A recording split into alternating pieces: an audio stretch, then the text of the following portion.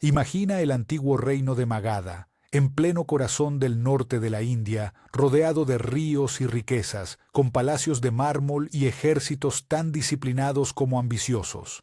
Allí, hace más de 2500 años, un joven príncipe renunciaba a todo lujo para entender el dolor humano. Era Siddhartha Gautama, quien luego sería conocido como el Buda. Su encuentro con el poder político no fue casualidad, sino un cruce monumental entre el espíritu y la estrategia. Los reyes de Magadha veían en él no solo a un sabio, sino a un fenómeno social capaz de cambiar la mentalidad de miles. En tiempos en que el poder se medía por conquistas, Buda proponía la conquista interior. Y eso, para un monarca, podía ser tanto una amenaza como una oportunidad.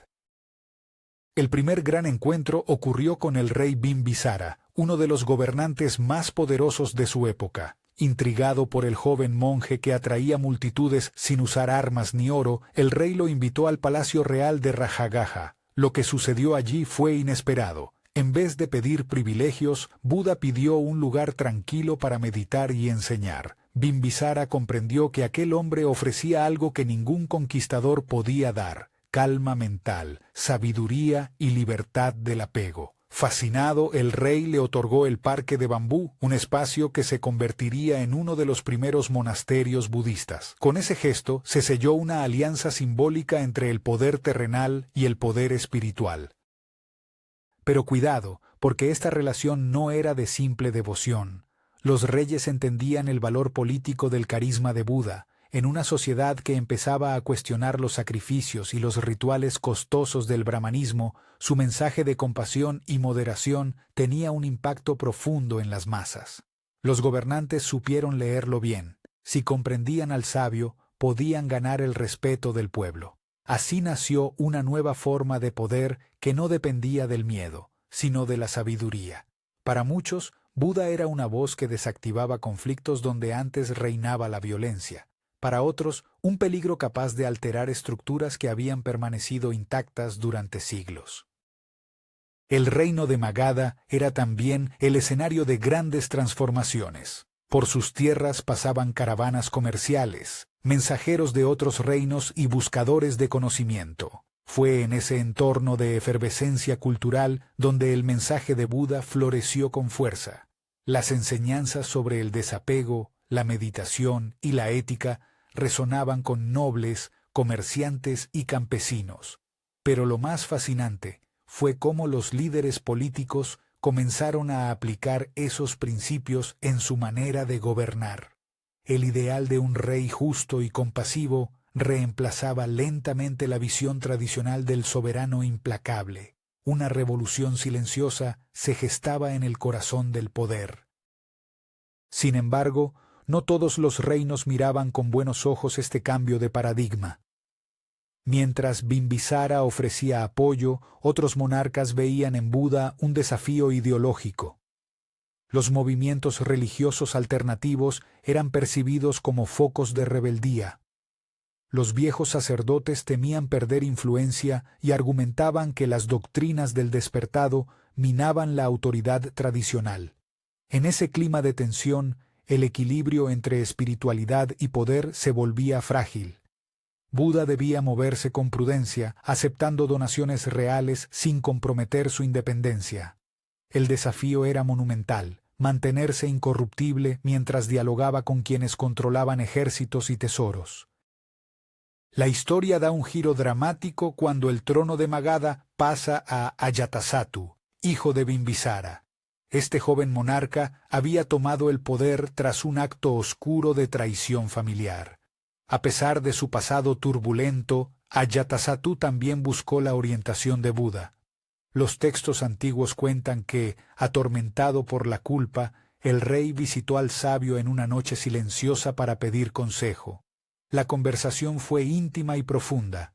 Buda no lo condenó, sino que le habló del poder de la transformación interior. Era un mensaje radical. Un rey marcado por la violencia podía redimirse mediante la comprensión y la compasión. Esa idea impactó al pueblo entero. Lo más asombroso es cómo ese encuentro entre Ajatasattu y Buda fue registrado y estudiado durante siglos como un ejemplo de reconciliación entre el pecado y la sabiduría.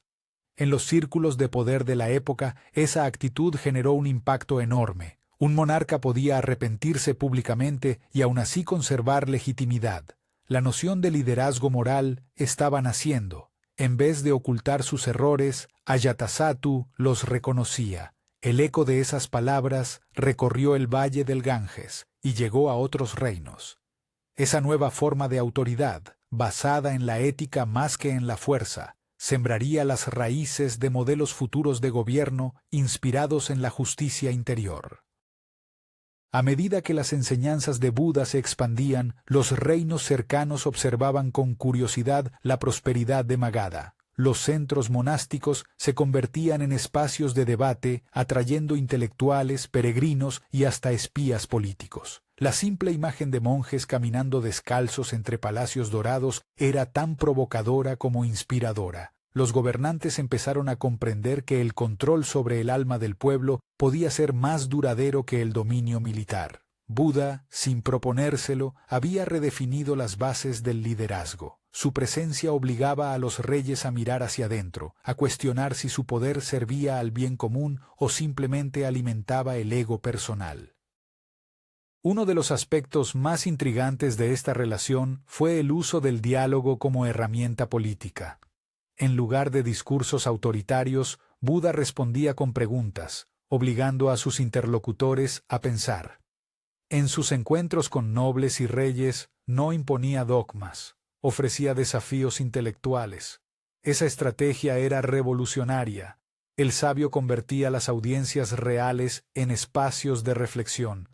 Para un soberano acostumbrado a la obediencia, era una experiencia desconcertante. Sin embargo, esa misma táctica lo hacía irresistible. La filosofía del cuestionamiento constante se volvió un instrumento de evolución moral, tanto en palacios como en aldeas. Curiosamente, los príncipes y ministros que rodeaban a esos reyes comenzaron a convertirse también en seguidores del Buda. Algunos dejaban sus cargos, otros aplicaban las enseñanzas dentro de la administración. Se decía que, gracias a esa nueva mentalidad, las disputas internas disminuían y los gobernantes ganaban prestigio entre sus vecinos. Los mensajes sobre la impermanencia y la humildad no solo tocaban corazones, también redefinían la noción de éxito político. El poder, según el despertado, debía servir para reducir el sufrimiento, nunca para alimentarlo. Esa simple idea desmontaba siglos de tradición autoritaria y abría paso a una política espiritual sin precedentes.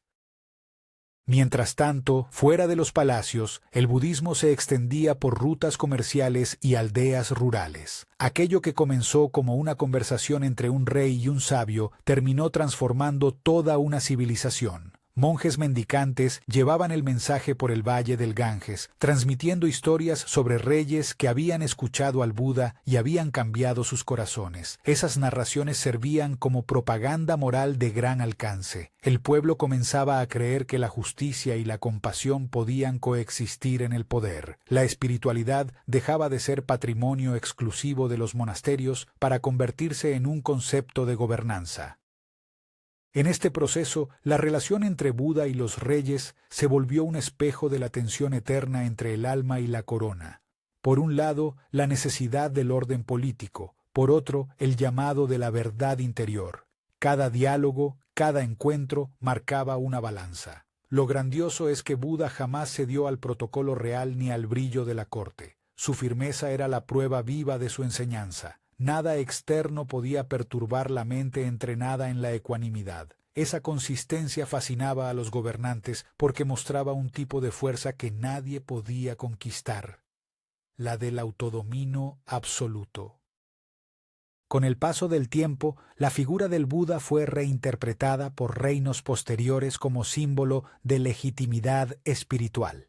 Reyes como Ashoka, siglos después, retomaron su ejemplo para justificar políticas de paz y expansión moral. Pero en los tiempos de Magadha, el impacto aún era crudo, intenso y real. Cada interacción entre el sabio y el trono abría una grieta en la visión tradicional del poder. Lo que antes era un lazo de sumisión, ahora se transformaba en diálogo. La autoridad divina que justificaba a los reyes empezaba a ser reemplazada por la autoridad de la sabiduría. Era un cambio tan sutil como irreversible.